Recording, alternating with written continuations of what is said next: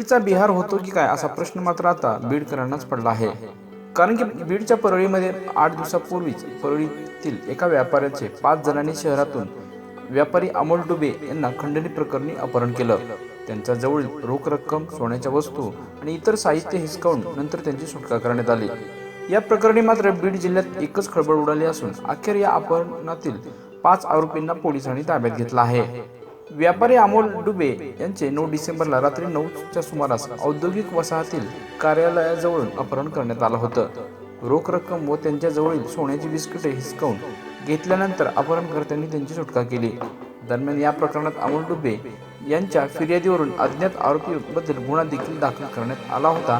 अखेर शेवटी या सर्व लोकांना पकडण्यात आलं आहे।